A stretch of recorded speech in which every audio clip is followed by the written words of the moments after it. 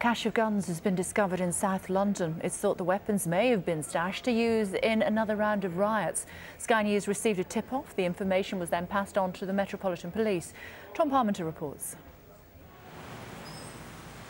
In Birmingham, this man proved that firearms were part of the riots. Shooting at the police helicopter. He's still wanted for attempted murder. In London, I was given information that a gang was stockpiling guns ready for further trouble. Our source wanted them off the streets. We immediately alerted detectives and pressed the source for the location. Eventually, I was told to expect a message.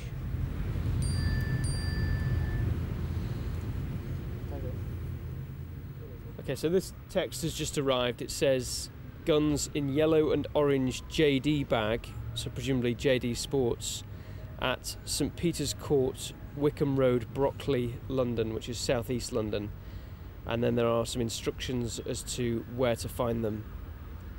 Open first bin area at entrance. On left-hand side, this is a black metal door. You will find in bin the guns within the bag.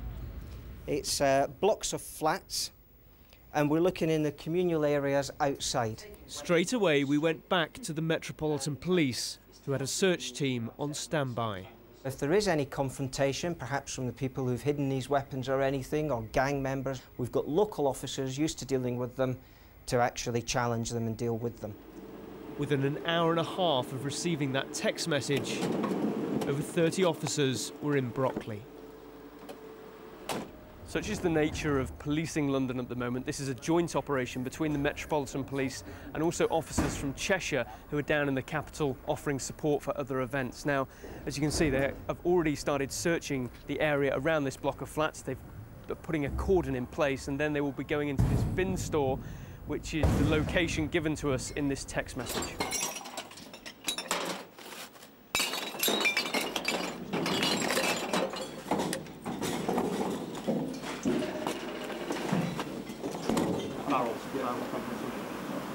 There's more than one. Handguns or long guns? 2 bags. And in the bag, 3 firearms. Okay. Stuffs. 3 of you. Sit down. There's at least 2 or 3. So, Inspector, your team have gone in and found what seems to be firearms. What happens from this point? We'll leave them in situ. We'll get a scenes of crime officer to have a look at them and advise on the best way of recovering it, and we'll have a firearms officer come down and look at the weapons and make sure that they are safe so they don't go off accidentally as they're being recovered. There may, though, be other weapons in the area, so the search is thorough. It's Friday evening, so people are getting on with their lives. One man, though, appeared agitated. He stopped and questioned, but only for a few minutes. The focus remains on the weapons. Armed officers have now arrived to make the guns safe.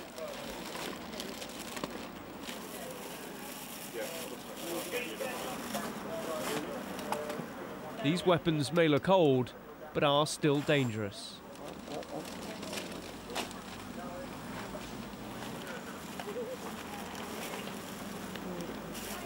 Was that just another This is the outer bag. That was a second and that's enough. Our source has told us that they were hidden by gangs in anticipation of further riots.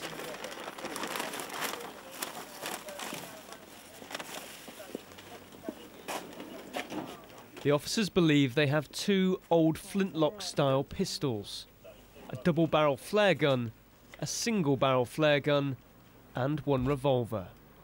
The pistols are almost antiques, but this is the reality of what younger gang members deal with.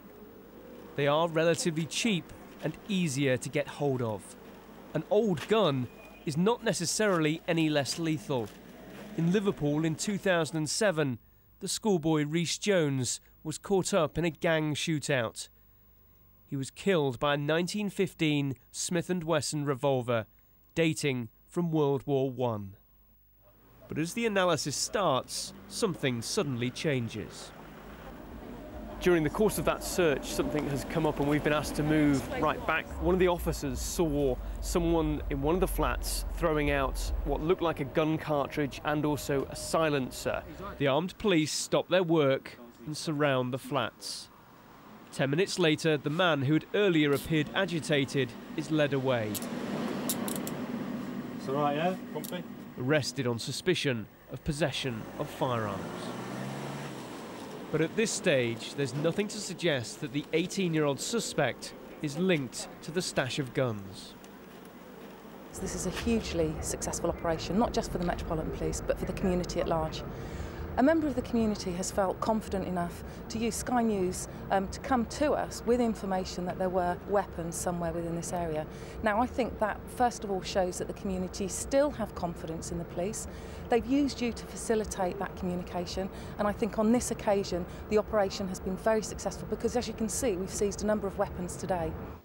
I do not know the person or people who told us where these guns were. I do know that they have taken a risk in doing so. Criminals somewhere have lost their stash of weapons, but their community is now a safer place. Tom Parmenter, Sky News, South London. Still to come on